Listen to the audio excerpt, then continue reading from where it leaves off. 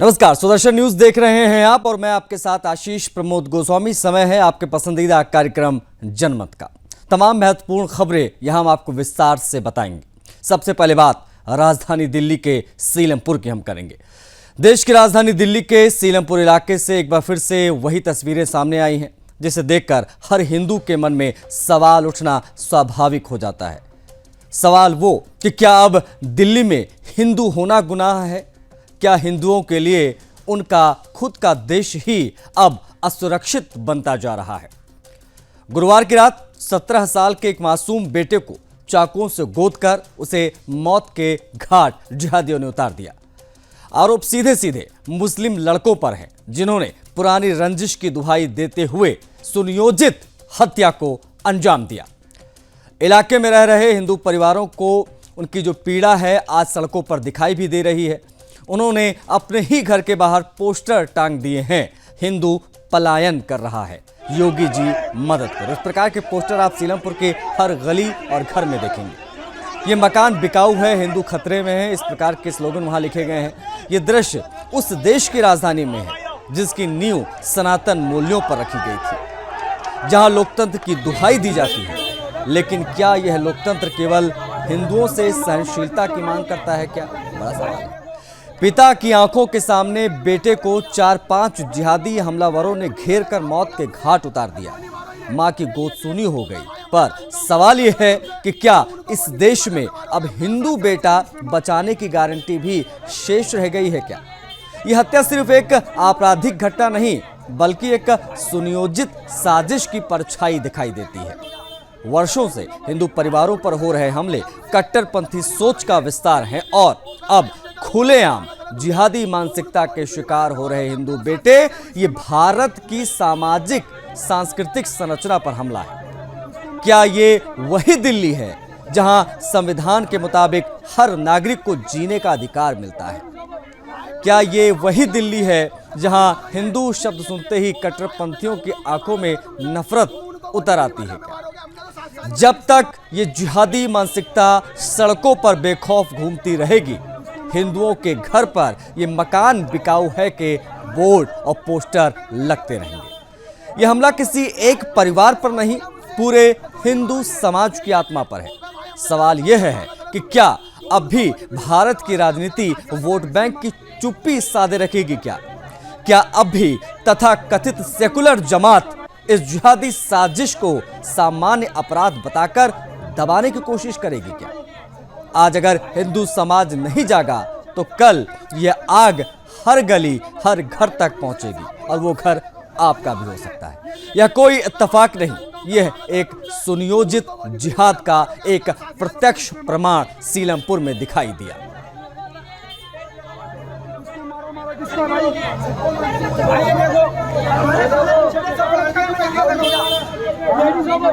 Police ने साहब बोला मुझसे गोली मारो इन्हें, ये नहीं है भाई, हमने तो एनकाउंटर मांगा था तुमसे, तुम उनको गोली क्यों नहीं मार रहे?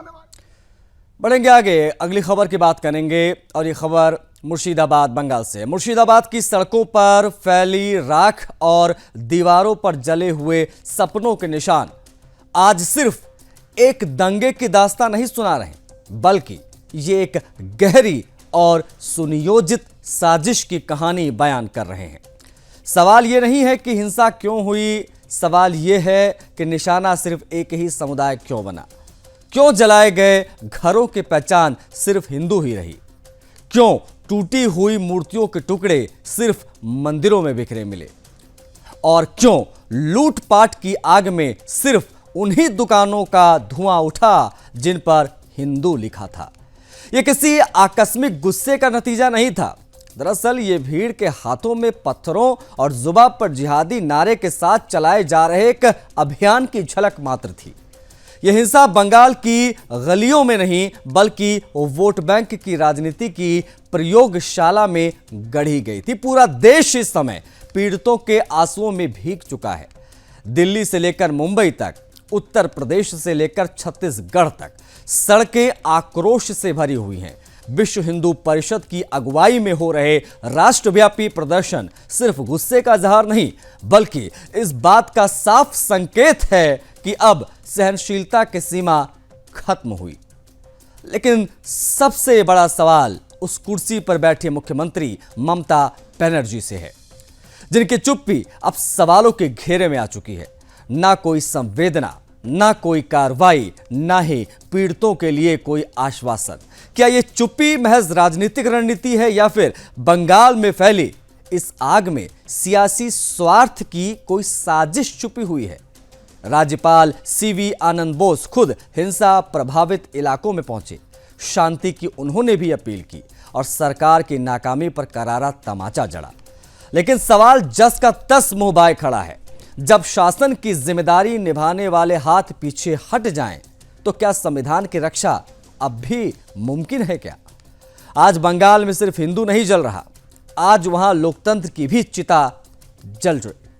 पीड़ितों की आंखों में आज आंसू है, लेकिन सत्ता की आंखों पर वोट बैंक की मोटी पट्टी बंधी हुई है।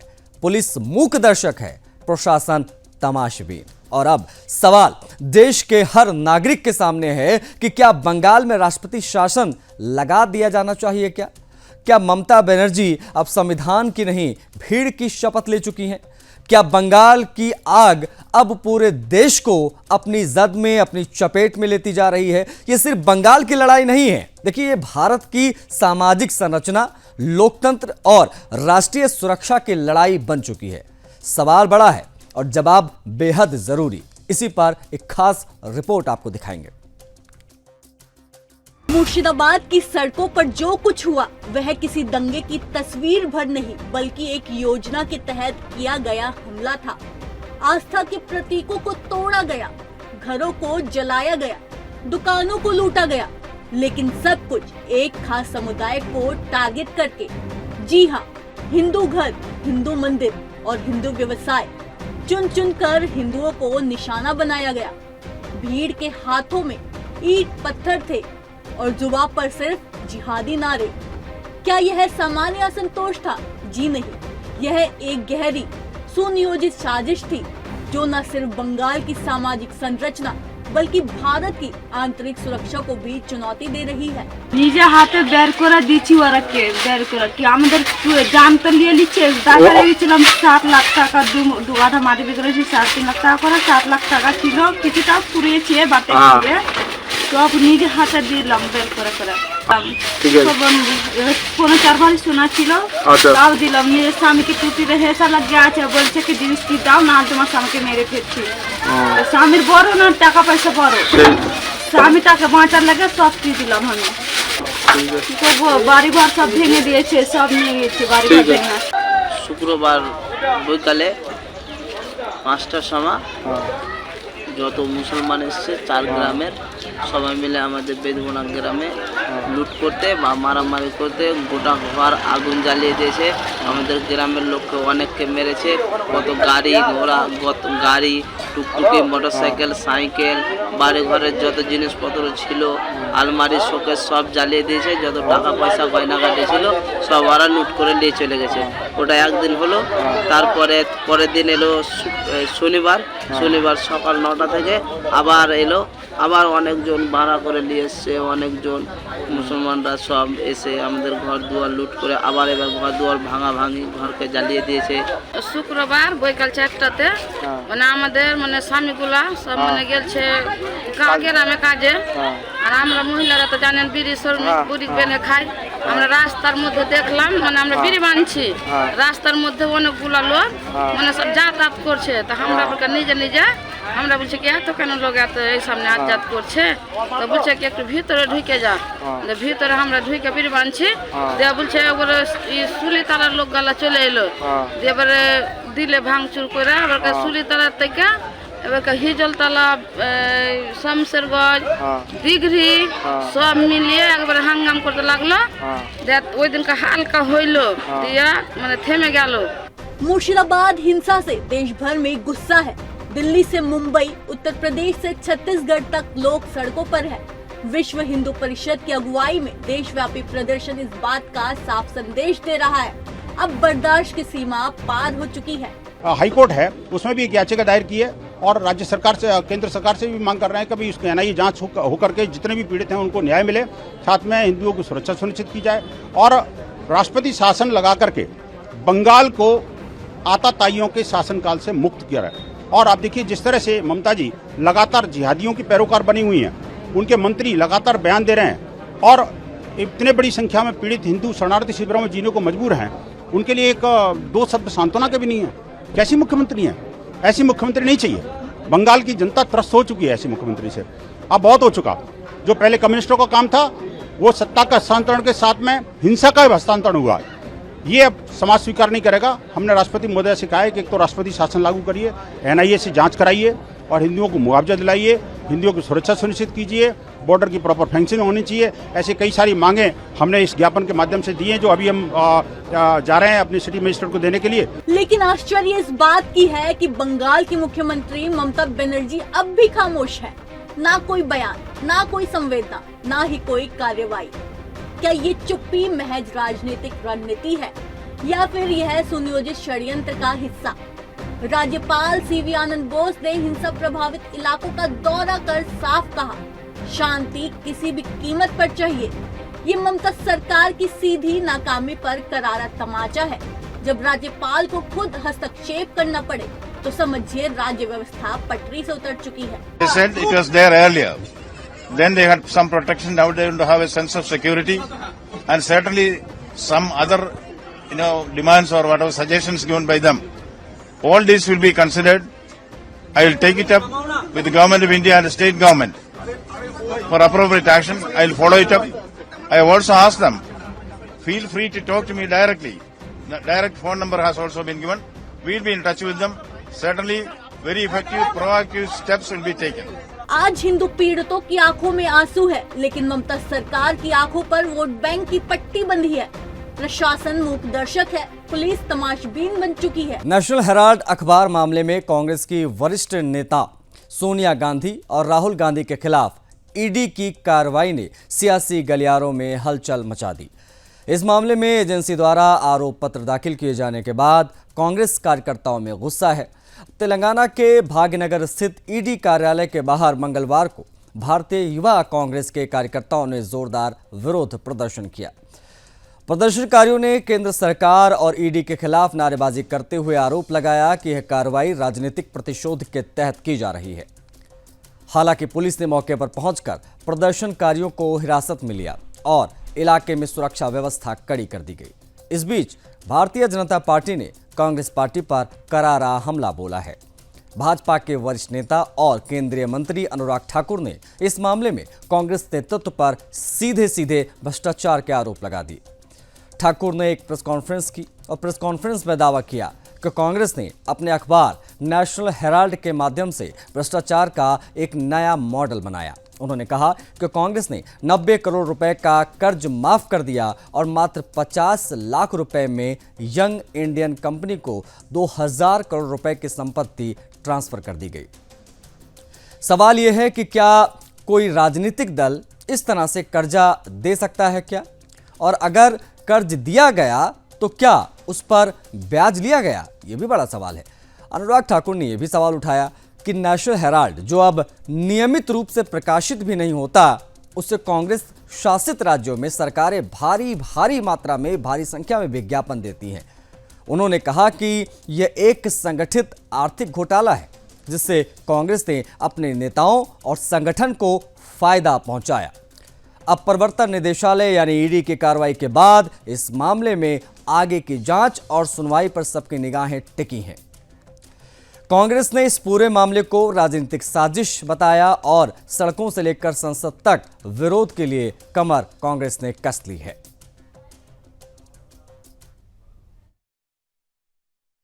ये जो ईडी ने चार्जशीट फाइल करी है नेशनल हेराल्ड के केस में, इसमें एक बहुत ही गंभीर उदाहरण उजागर करा है ईडी ने सत्ता के दुरुपयोग का।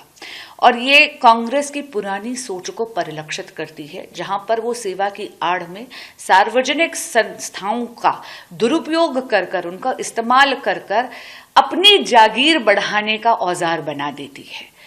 हैरानी की बात है कि 2000 करोड़ रुपए की संपत्ति मात्र 50 लाख रुपए यानी कौड़ियों के भाव यंग इंडिया लिमिटेड कंपनी को ट्रांसफर कर दिए गए। और बहुत महत्वपूर्ण बात है जो ईडी की चार्जशीट दिखाती है कि यंग इंडिया लिमिटेड कंपनी एक नॉट फॉर प्रॉफिट कंपनी है जिसका 76% ओनरशिप गांधी परिवार का है।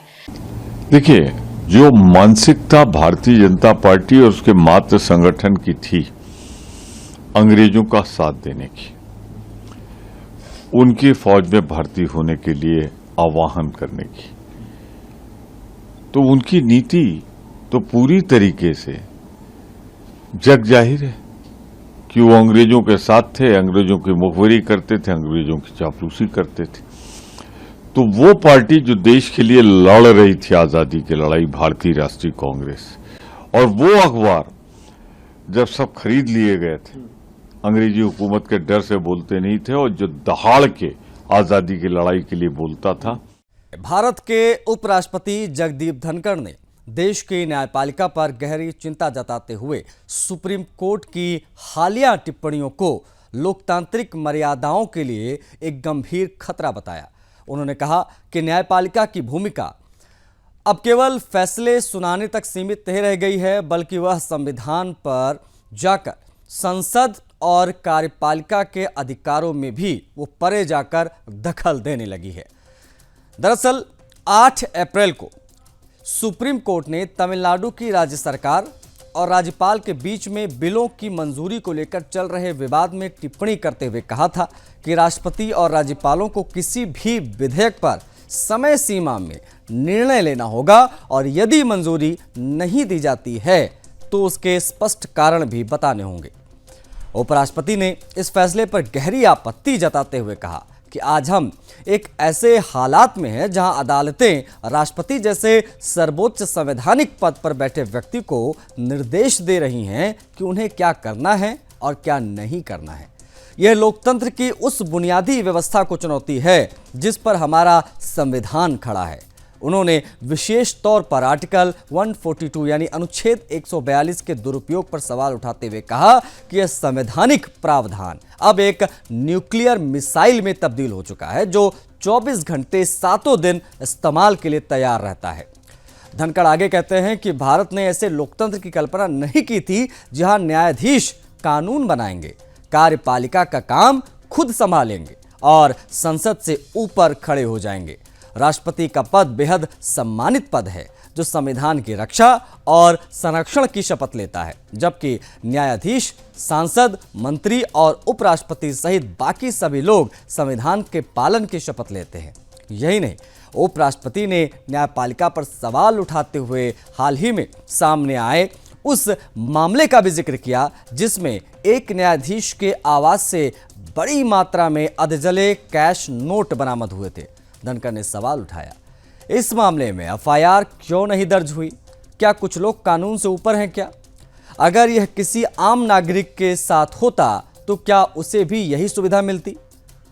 उन्होंने आगे कहा कि अदालतों के ऐसे फैसलों से न्यायिक व्यवस्था पर आम लोगों का भरोसा कमजोर पड़ता है। धनखड़ ने साफ तौर पर यह भी कहा कि आज जो हालात बन रहे हैं उसमें न्यायपालिका और विधायिका के बीच शक्ति संतुलन बिखरता हुआ दिखाई दे रहा है। उन्होंने चेताया कि अगर संवैधानिक संस्थाएं अपनी सीमाओं का उल्लंघन करती रहीं तो देश की लोकतांत्रिक नींव हिल जाएगी।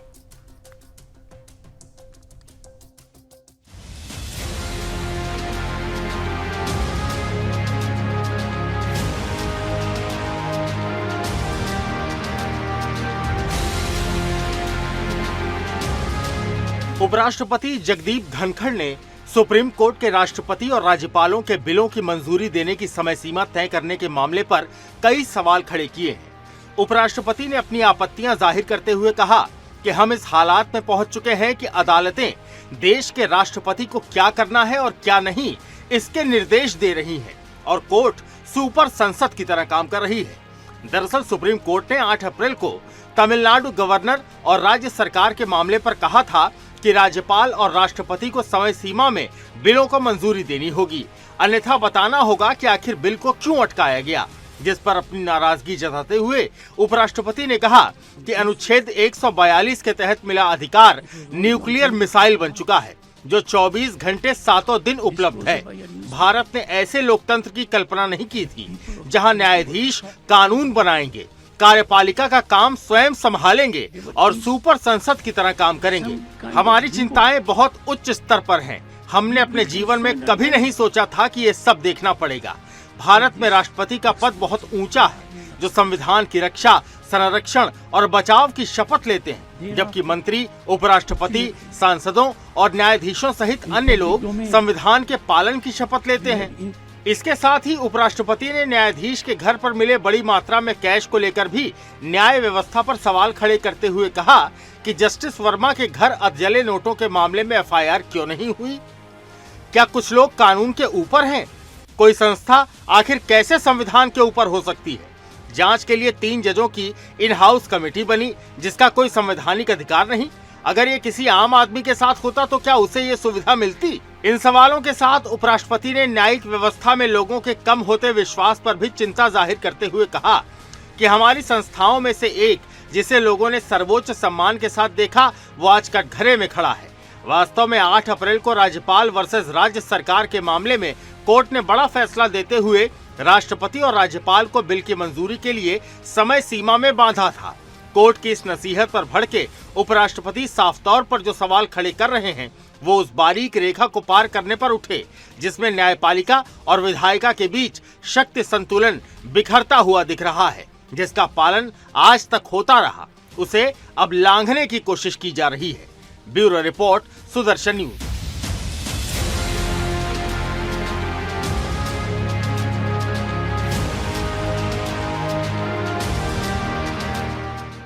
जनमत में समाचारों का सिलसिला लगातार जारी रहेगा। बांग्लादेश में एक बार फिर से हिंदू समुदाय को निशाना बनाया गया। बांग्लादेश पूजा उद्यापन परिषद की बीराई इकाई के उपाध्यक्ष भावेश चंद्र रॉय की निर्मम हत्या ने पूरे क्षेत्र में सनसनी सी फैला दी है। बता दें कि बीते गुरुवार को दिनाजपुर जिले के वसुदेवपुर गांव से 4 अज्ञात हमलावरों ने भावेश को उनके घर से जबरन अगवा किया और पास के नाराबाड़ी गांव में ले जाकर बेरहमी से पीटा। उनकी पत्नी शांतना ने बताया कि किसी अज्ञात व्यक्ति का फोन आया था, जिसने सिर्फ यह पूछा कि भावेश घर पर हैं या नहीं। लगभग आधे घंटे बाद 2 लड़के बाइक पर 4 लोग पहुंचते हैं और जबरदस्ती उन्हें वहां से उठाकर ले जाते हैं। स्थानीय प्रत्यक्षदर्शियों के अनुसार उन्हें गांव से कुछ दूरी पर ले जाकर बुरी तरीके से पीट दिया गया। शाम होते ही बेहोशी की हालत में उन्हें भेज दिया गया। अब स्थानीय अस्पताल में उनको लेकर जाया गया, जहां डॉक्टरों ने उन्हें मृत घोषित कर दिया। शांतना देवी ने दावा किया कि वो हमलावरों में से 2 को पहचानती भी हैं। इस हत्या की पृष्ठभूमि में भारत और बांग्लादेश के बीच तनाव भी उभरता दिख रहा है। हाल ही में बांग्लादेश की अंतरिम सरकार के चीफ एडवाइजर मोहम्मद यूनिस के प्रेस सेक्रेटरी ने भारत को सलाह दी थी कि वो पश्चिम बंगाल में मुसलमानों की रक्षा करें। इसका भारत ने कड़ा विरोध करते हुए कहा कि बांग्लादेश का यह बयान धूर्तता और कपट से भरा है। ऐसा कर वो अपने यहां अल्पसंख्यकों के नरसंहार से ध्यान भटकाना चाहते हैं। बांग्लादेश को पहले अपने यहां अल्पसंख्यकों की सुरक्षा सुनिश्चित करनी चाहिए। विदेश मंत्रालय की प्रवक्ता रणधीर जायसवाल ने कहा कि पश्चिम बंगाल में हुई घटनाओं को लेकर बांग्लादेश की ओर से की गई टिप्पणियों को हम खारिज करते हैं। बांग्लादेश इस तरह के बयान दे रहा है जबकि वहां अल्पसंख्यकों पर अत्याचार करने वाले अपराधी आजाद वहां घूम रहे हैं। अगस्त 2024 को बांग्लादेश में लंबे छात्र आंदोलन के बाद शेख हसीना सरकार का तख्ता पलट हो गया। इस घटनाक्रम के बाद हसीना को देश छोड़कर भागना पड़ा और बांग्लादेश में हालात बिगड़ गए। पुलिस रातों रात अंडरग्राउंड सी हो गई, जबकि लॉ एंड ऑर्डर ध्वस्त देखा गया। तख्ता पलट के बाद बेकाबू जिहादी भीड़ का सबसे ज्यादा निशाना हिंदू समुदाय ही बना। एक मीडिया रिपोर्ट के अनुसार 4 अगस्त 2024 से 31 दिसंबर 2024 के बीच सांप्रदायिक हिंसा में 32 हिंदू अपनी जान से हाथ धो बैठे। इसके अलावा 13 दुष्कर्म, महिलाओं के उत्पीड़न के मामले कई सामने आए और 133 मंदिरों पर हमले हुए सो अलग। काउंसिल ने बताया कि तख्ता पलट के बाद महज 15 दिनों में अल्पसंख्यकों के खिलाफ 2010 घटनाएं हुई। 11 जनवरी 2025 को बांग्लादेश सरकार ने इन घटनाओं में से 1769 केस कंफर्म किए।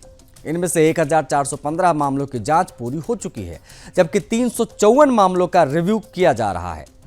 इसके अलावा बांग्लादेश सरकार ने इन मामलों में शामिल 70 लोगों को कस्टडी में लिया और कुल 88 केस दर्ज किए। ये घटनाएं बांग्लादेश में अल्पसंख्यकों की सुरक्षा और उनके अधिकारों पर गंभीर सवाल खड़े कर रही हैं, जिनका समाधान अभी तक अधर में ही है। हिंदू नेता भावेश चंद्र रॉय की हत्या बांग्लादेश में हिंदू समुदाय की लगातार हो रही उपेक्षा और असुरक्षा की ओर एक और गवाही के तौर पर देखा जा रहा है। बढ़ेंगे आगे। जम्मू कश्मीर के उपराज्यपाल मनोज सिन्हा ने आतंक के आकाओं और उनके पाकिस्तानी आकाओं के लिए साफ शब्दों में संदेश दिया है। अलगाववाद और आतंकवाद का जम्मू कश्मीर में अब कोई भविष्य नहीं है। यह बयान महज एक राजनीतिक टिप्पणी नहीं है, बल्कि उस नए कश्मीर का ऐलान है जो अब ना तो पाकिस्तान की साजिशों का शिकार बनने वाला है, ना ही बंदूक की धमक में अपने सपनों को गिरवी रखने वाला है। मनोज सिन्हा का कहना है बिल्कुल सही है। पाकिस्तान खुद अपने ही भीतर चरमरा चुकी अर्थव्यवस्था, अव्यवस्था, गरीबी और आतंक की दलदल में धंसा हुआ है, जिसे अपने ही आवाम के जीवन की चिंता नहीं है। वो जम्मू कश्मीर के भले की कल्पना आखिर क्यों करेगा? पाकिस्तान के पास अब आतंक का एक्सपोर्ट बचा है, जिसे वह वर्षों से कश्मीर की वादियों में खून की बारिश बनाकर उड़ेलता रहा है। लेकिन अब समय बदल गया है। धारा 370 के खात्मे के साथ जम्मू कश्मीर ने आतंक और अलगाववाद के पैर से वो जंजीर तोड़ दी है जो दशकों से पाकिस्तान ने कश्मीरियों के पैरों में डाल रखी थी। आज कश्मीर नए विकास के रास्ते पर, युवाओं के हाथों में अब पत्थर नहीं, लैपटॉप और रोजगार के अवसर हैं। अलगाववादियों के सपनों का इस्लामी परचम अब इस मिट्टी पर नहीं लहराएगा और पाकिस्तान को अब समझ लेना चाहिए कि आतंक के सौदागर आज खुद अपने ही घर में भूखे और बमों के बीच दम तोड़ रहे हैं। मनोज सिन्हा का संदेश सिर्फ एक बयान नहीं, बल्कि पाकिस्तान पर कूटनीतिक तमाचा है। अब ना बंदूक चलेगी, ना बारूद की खुशबू इस वादी में बचेगी। कश्मीर के हर घर में अब विकास, शिक्षा और शांति के गीत गूंजेंगे। पाकिस्तान की बंदूकें चाहे जितना जहर उगलें, जम्मू कश्मीर अब देश की मुख्य धारा में है और आगे भी बना रहेगा। और आतंकवाद का कोई भविष्य, मोटे तौर पर अलगाववाद और आतंकवाद का कोई भविष्य जम्मू कश्मीर में नहीं है। और मैंने कई अवसरों पर कहा है कि वो अपनी आंतरिक समस्याओं से हमारा पड़ोसी जूझ रहा है। न्यूनतम नागरिक अधिकारों की देखभाल भी नहीं कर पा रहा है। आतंकवाद को एक्सपोर्ट करना, उसे बंद करना चाहिए। मोटे दिल्ली के मुस्तफाबाद इलाके में शनिवार तड़के एक दर्दनाक हादसे में 4 मंजिला इमारत ढह गई। इस हादसे में मरने वालों की संख्या बढ़ी और 11 तक पहुंच गई है। साथ ही इस हादसे में 11 लोग घायल भी हुए। इस घटना के बाद 12 घंटे से अधिक वक्त तक बचाव और राहत कार्य चलाया गया। इस इमारत में करीब 30 लोग रहते थे। पुलिस के एक सूत्र ने बताया कि ग्राउंड फ्लोर पर 2-3 दुकानों में निर्माण कार्य चल रहा था।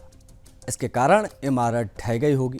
एनडीआरएफ और फायर ब्रिगेड, दिल्ली पुलिस और अन्य स्वयंसेवकों की टीम वहां पर पहुंची। राष्ट्रीय राजधानी के मुस्तफाबाद इलाके में तड़के करीब 3 बजे ढही 20 साल पुरानी 4 मंजिला इमारत के घटनास्थल पर 12 घंटे से अधिक समय तक राहत बचाव कार्य चलता रहा। स्थानीय लोगों के मुताबिक इमारत सुबह करीब 3 बजे भरभरा कर गिरी। उन्होंने बताया कि यहां पर करीब 30 लोग रहते थे। नीचे दुकानें थीं और ऊपर लोग रहते थे। उन्होंने बताया कि दुकान में नीचे मरम्मत का काम चलता था। पिलर बदले जा रहे थे, मरम्मत का कार्य यहां चल रहा था। स्थानीय लोगों ने कहा कि नई दुकान में चल रहे निर्माण कार्य के कारण इमारत ढह सकती है। उन्होंने 4 से 5 इमारतों के नाजुक स्थिति पर भी चिंता जताई है। पुलिस ने कहा है कि तड़के करीब 3:02 पर दयालपुर थाने में इमारत ढहने की सूचना मिली, जिसके बाद पुलिस की एक टीम तुरंत शक्ति विहार की गली संख्या 1 में पहुंची, जहां 4 मंजिला इमारत ढही हुई थी।